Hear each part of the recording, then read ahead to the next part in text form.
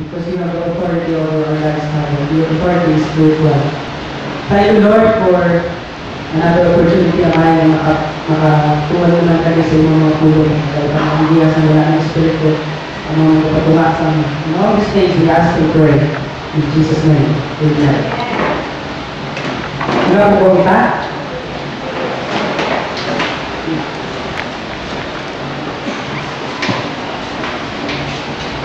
Today will be the fourth Sunday of the month, and we're going to continue with us our study about leadership authority. Today's message, I entitled this as Spiritual Leadership.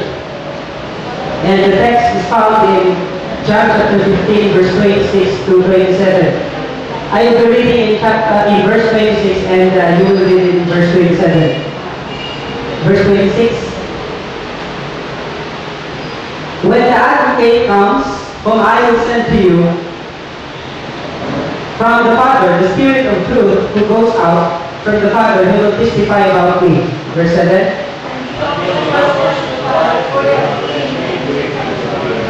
Okay, thank you. The theme for my message today is exercising spiritual authority. Let me tell you a story. One day, there was a general knock on the house of an old priest. Ang isa ka general na nagtok sa balay sa isa ka tigulang na palit. The general said, "Old priest, tomorrow I'll be going to a war, and I want you to offer a mass for our victory."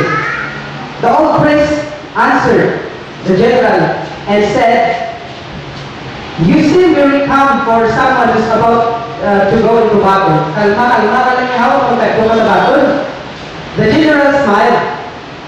"I assure you, old priest, that this will be an easy victory. The enemy has 1,000 men and I've got 4,000. They've got 1,000 guns and I've got 4,000 guns." The old priest asked, "Saan hindi sila pinag-posisyon?" The general laughed and said, "They are insane. As we speak right now, they're now positioning themselves on the seashore between my army and the sea. And they don't have boats." The old priest asked, "Sa di ka mag-position kung ang imo army mag-attack na?" "Of course," said the general, "at the back of my army." And said the old priest, "And where will be the commander of the enemy be?" The priest asked. The general chuckled. "I heard that he will be at the front of his enemy, and I guess he wants to die first." The old priest shook his head. "I urge you, do not go to battle. You will lose."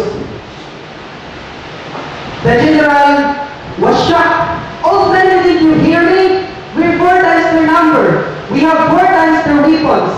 He stormed out of the priest's house and said, "Don't bother praying for us, old priest. Goodbye." 3 days later, the general is very wounded and battered. And he goes again to the old priest's house and saying, "Old priest, you were right. My army was wiped out. And I've come back here to ask you how you know that we're going to lose." The old priest said, "Their commander was ready to die. You were ready.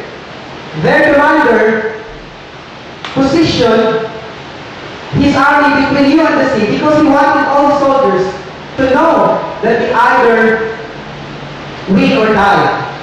He positioned himself in front of his army to tell his army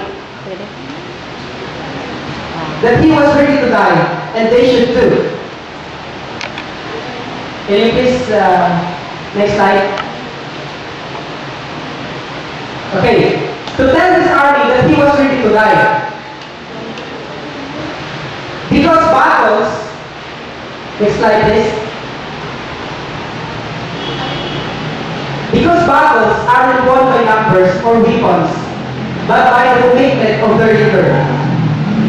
God has cast a vision in our life to give a life of abundance, but how committed is He? He is so committed. He's not only ready to die for it, but he already did. He gave his life on the cross to make that vision come true. He is the living example of a leader that has an authority, and his leadership is spiritual. And that kind of authority, he passed on to us to be a spiritual leader of the lost soul, to be a spiritual leader in sharing the gospel of our Lord and Savior Jesus Christ. Before we go into further our discussion, let us define first the word authority in Encyclopedia Britannica, we got it from the internet. The word authority is derived from the Latin word auctoritas, meaning invention, advice, opinion, influence, or command. While leadership has been described as a process of social influence in which one person can enlist the aid and support of others in the accomplishment of a common task. But what kind of leadership we are in right now? What kind of leadership? What do you think will happen to the church today if there are no leaders, if there are no pastors, if there are no elders? Remember, before Jesus Christ ascended to heaven, He did not train all the people in the world to be the spiritual leader. He just told the 12 and do more. To preach the gospel and lead people to the body of Christ, the church, the spiritual family. Since before until now, spiritual leadership of the gospel remains minority in our world's population. Gamay na niya ang mga tao nga mga palagnag si maayong balita sa isang karamaan din sa kalibutan. What kind of leadership na aling kasubok? In Matthew chapter 4, verse 19, basahan natin. Jesus Christ said, "Come, follow me," Jesus said, "and I will send you out to fish for people." Kita tanan, hindi na trabaho sa mga apostles, sa mga disciples, or sa mga pastors or leaders, but ato hindi siya tanan trabaho to fish for people. We are all shaped to be a spiritual leader, and that is our main point number 1. We are all shaped to be a spiritual leader. In John chapter 15, verse 1 to 2, I am the true vine, and the Father is the gardener. He cuts off every branch of me that bears no fruit, while every branch that does not bear fruit, He prunes so that it will be even more fruitful. Kung anong narawon ang tree sa ubas, makita natin nga may mga sanga at may bunga, at may punuan, of course, hindi kami sa karo. But you know, sila ni Cristo Jesus, hindi kita magpapagigil nga sanga. Pero ang sanga, magawa na napagin, agad ako mga sanga, magpapabunga. We should not remain to be a branch, but a branch that has branches to bear much fruit. In like manner, we should not remain as member of the church, but to be a spiritual leader. Kaya we remain to be the minority in this world. Paano na lang kung hindi kita mag-share sa gospel? In John chapter 15, verse 19 to 21, a spiritual leadership should be recognized even as minority in the society. Let us read in John chapter 15, verse 19 to 21. It would love you as its own as it is. You do not belong to the world, but I have chosen you out of the world. That is why the world hates you. Remember what I told you, a servant is not greater than his master. If they persecuted me, they will persecute you also. If they obey my teaching, they will obey yours also. They will treat you this because of my name, for they do not know the one who sent me. Awareness of meaning of minority is essential in effective leadership. Nakita natin today that Christians are a minority again. We are like Abraham who looked for a city, and like God's people in the Old Testament were tiny minority among the nations of the world. Ang Israel sa una, gamay lang. And according to the law of Moses, ang mga maiwasan. They are minority. Sa subong mga panahon, we are still minority. Sa kabilugan sa mga tao na sa kalibutan. And the parable of the sower teaches us that there will not be a widespread acceptance of God's word, and only minority will respond to it. So, kung kita natin that even we are minority, we have to share the gospel. We know already that we are shaped to be a spiritual leader. And what kind of spiritual leader we are? We must be a good leader. Brother Ray discussed already about a good leader.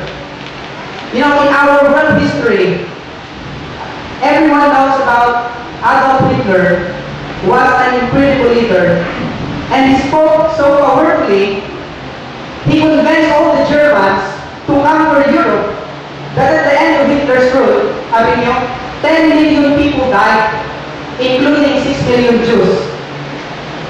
Hitler hates the Jews, and he used his ability to lead and convince all the Germans to kill over 6 million Jews, including, and most of them were Christians.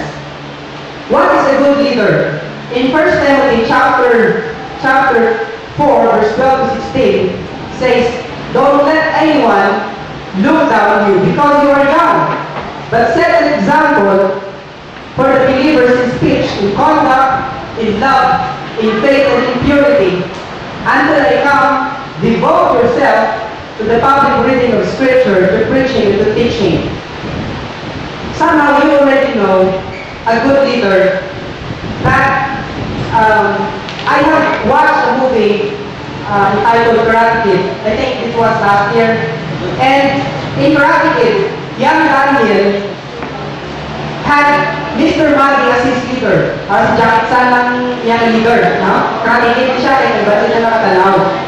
But remember how Mr. Miyagi spent time with Daniel and told him about life. Remember how Mr. Miyagi loved him and poured his life to him. Abi nyo grabe niya ang sacrifice ni Jackie Chan man para sa mga bata agad nagiging champion sa tournament at the time, no?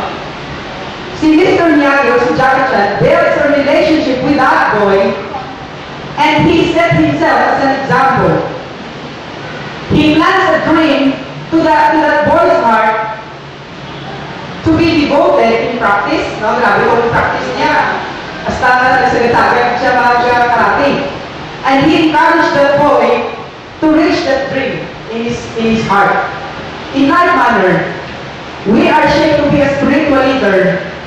And when we convince the person, when he obey the gospel, it will not stop there. Hindi lang ito mag-stop dito na nag-obey siya sa gospel. But, we must build a relationship with that person who obey the gospel. We must set ourselves to be the example. We must plant a dream on that person's heart that he must devote himself or herself to apostles' teaching, to the fellowship, to the breaking of bread, and to prayer. That's why we have discipleship. For us to know how to establish our relationship with our brothers and sisters in the church. We must encourage that person to reach that dream, to reach that ground of life. The second point that I will share to you is that a spiritual leader will minister with spiritual authority. A spiritual leader will minister with spiritual authority. The multitudes were amazed at Jesus preaching because they saw a difference between the way he taught and the way the Pharisees had taught them for so many years. As we read in Matthew chapter 7 verse 29, basahan natin Matthew chapter 7 verse 29. Because he taught as one who had authority, and not as their teachers of the law. The Pharisees had a lot of knowledge. Grabe, hindi ka alam ang mga pasiyo, kaya ito mga abogado sila. But Jesus had even more knowledge than they had. But it was his authority that impressed the multitudes, not his knowledge. If we have knowledge, but no spiritual authority in our ministry, we will be like the Pharisees.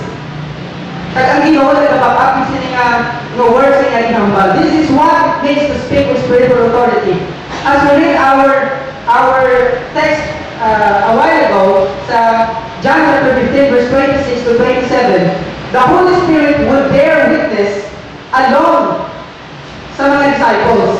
And this meant that whenever they preach, tayo na mag-preach sila, ang Holy Spirit, ako mag-back up sa nilang ginambal. Muna na yung muna doon. We will minister with spiritual authority. Hindi kayo aton ka knowledge na kung aton yan gamiton. Kundi ang authority sa Espiritu sa Diyos, ako ang magadiya sa aton. There are many ways in which we can exercise authority over people. First is there are human ways, there are religious ways, and spiritual ways. And there's a lot of difference between these three. Naku na kayo different siya. Jesus' authority was not human, either religious, but he never spoke or acted like an earthly king or like the religious leaders of Israel. His authority was divine and spiritual. Amen? A good example of human authority would be the authority that film stars and rocks musicians exercise. Look at the way people worship them and go over them. People stand for hours in the rain, in the sun, to get a glimpse of them. They have a great authority over the people, and they use their human abilities to roll over people's minds and emotions. And then, ang mga tao na nagtanaw sa ilan, nagabayad man sa money. Nagod mga tanaw sa ilang mga concerts. But the spiritual authority will teach the Bible and share the gospel in an entirely different way. Sa ginaubra sa mga musicians or sa mga rock stars. No?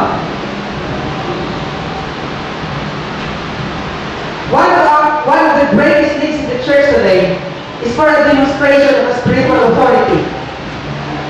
Kaya ang aton ng mga gasulod sa aton, or ang mga young people, it is our responsibility to be those role models as men with spiritual authority.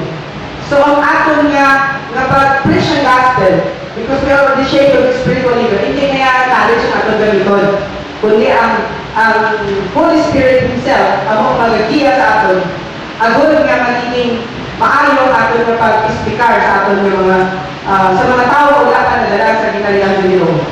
The third point that I would like to share is that a spiritual leader will submit to the authority of Christ. In Ephesians chapter 5 verse 23, basahan natin, wives, submit yourselves to your own husbands as you do to the Lord. For the husband is the head of the wife, as Christ is the head of the church, his body, of which he is the Savior. Now as the church submits to Christ, so also wives should submit to their husbands in everything. Let me tell you about the story of a boy named Carlo. He's only in his 30s, but had already 11 jobs in 11 companies. All because he can work with his bosses. Wala siya kaya nagdugay sa mga trabaho. Either his boss is very selfish or I think very choosy or inefficient. Though, critically are clear as daylight that Carlos couldn't see a pattern, hindi nakita ang pattern nila.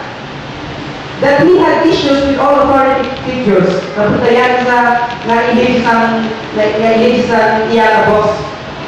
Later on, he found out that Carlo had never had a good relationship with his father. This was the root. No?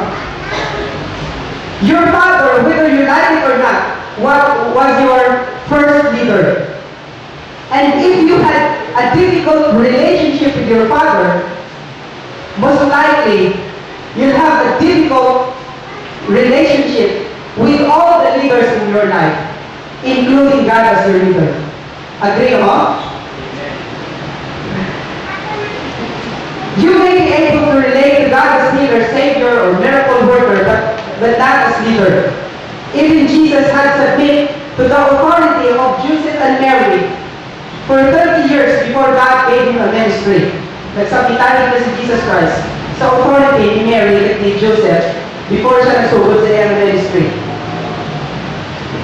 The law of submission is an important law of the body of Christ, and it is similar as the way the law functions in our human body. Tanuhan niyo pala ang atong right arm at ang atong right hand. The right hand, for example, is part of the right arm. It submits to the leadership of the right arm. The left hand, however, is not part of the team of the right hand because the left hand submits to the authority of the left arm. In the body of Christ too, God connects some members more closely with each other than with others. And God guides us in two ways, individually or corporately. Ang ulo, the head can tell the right hand to move by itself without the right arm moving at all. That is individual guidance from the head. Kung makabalang head na mag-move ang right hand, pwede. Kung nagpa siya sa direct diktalin sa atong ulo. There are many matters concerning our personal life, marriage life, our jobs, where we are going to live, etc. And which we should get individual guidance from Christ our head. Pwede tayo makapangayos and advice from other members of the body. But we must get our guidance from the Lord directly. Pwede tayo makasusunod na sa Ginoo. But when the head tells the right arm to move up, the right hand move up, kita nyo kung isa nyo yung right arm nagasakaman. Along with the arm, without getting any separate guidance from the head. Bisan pa, amulan kasaka man ng right arm, kaamulan rin ang magmuna saka, tungod kay, may aral sila ito ng corporate guidance. The right hand cannot say at such a time that it is not going to move because it did not get any individual guidance from the head. Amuna siya nga God will guide our leaders in such matters and you just have to follow them. Bisan pa nga pwede ka makadirekso sa Ginoo sa ipangayo sa atong gusto pangayoon or sa atong gusto himoon, ang atong mga leaders ginagiyaan pa sa Ginoo kung paano sila makahelp para sa aton. And that's why we have to have a spiritual mentor. Kinakaanan natin na may mga kiyara sa spiritual mentor. We can direct to Jesus Christ, pero may harap sa spiritual mentor, dapat may harap sa discipleship. Paul was a mentor of Timothy, and Peter was a mentor of Cornelius. Even we are already a Christian, kinakaanan din natin na may harap niya ang mga magatundog sa atin. That's why we encourage everyone to have discipleship. But mag-stop na ba dira to have a spiritual mentor? No. We must pray for our spiritual leaders. In 2 Thessalonians chapter 3, verse 1 to 5 says, as for other matters, brothers and sisters, pray for us that the message of the Lord may spread rapidly and be honored, just as it was with you. And pray that we may be delivered from wicked and evil people. For not everyone who has faith, but the Lord is faithful, and He will strengthen you and protect you from the evil one. We have confidence in the Lord that you are doing and will continue to do the things we command. May the Lord direct your hearts into God's love and Christ's perseverance. Have you prayed for your pastors? Have you prayed for our leaders, our missionaries? Dapat pamamayuan din natin sila. Tungkol nagsasabitan kita sa authority ni Christ, and that's why magsasabitan kita sa authority na i-establish ni Christ Church. Kaya mo na sila ang ato ng mga leaders sa church. Ano ba ang ultimate purpose ni Kristo Jesus sa ato ng kabuhi? Ano niya ang ultimate purpose? Amo to siya siya ato ipaghambal niya kung mga point nato. Pero ako na siya i-conclude by reading in Matthew chapter 28 verse 18 to 20. Then Jesus came to them and said, all authority in heaven and on earth has been given to me.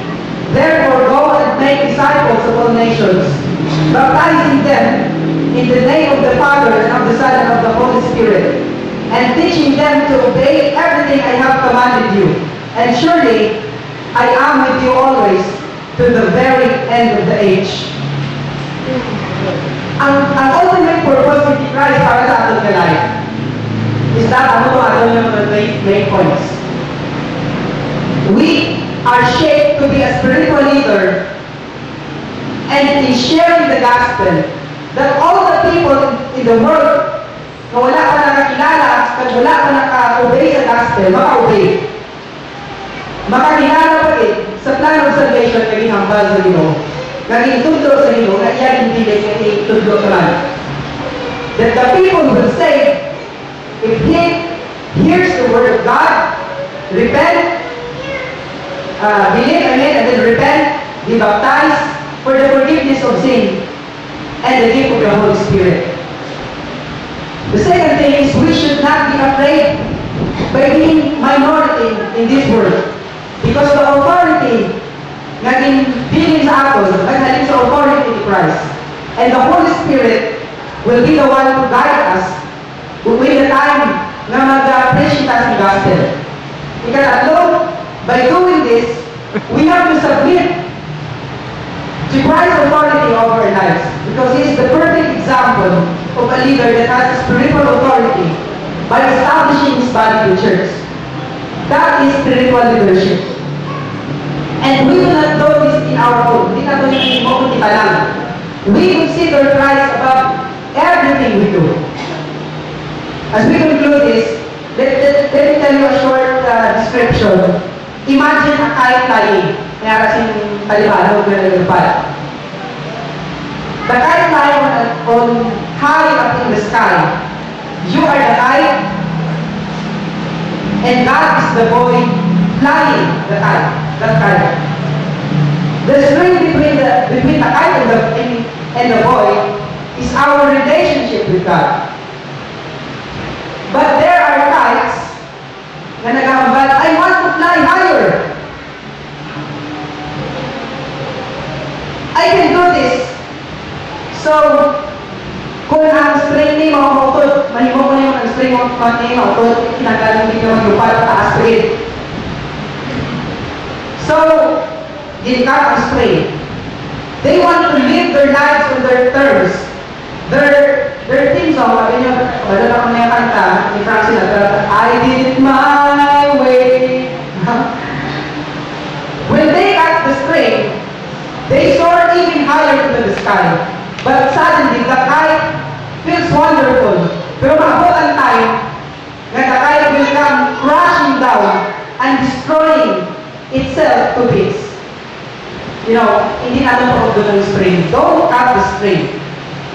Remain in our relationship with God. Like any great leader, God is totally committed to this vision in our lives. He's so committed. And we should also be committed sa vision ng Ginoo. Tayo yung shape na kita magiging spiritual leader. Ang atong pagiging spiritual leader, magiging spiritual through the help of the Holy Spirit. Na magasabitan kita sa authority of Christ. May God bless us all. Let us pray. Our Lord and Father Almighty, thank you, Lord, for the word that you have sent us today. Thank you, Jesus, for your Holy Spirit na guide sa amin to understand your word. Thank you, Father, for your vision in our lives to be spiritual leaders, to be a leader, Father, even in minority in this world population. Thank you, Father, that you have reminded us to submit to your authority. And you will not, hindi mo kami kinuha because you love us. And all these things we ask and pray.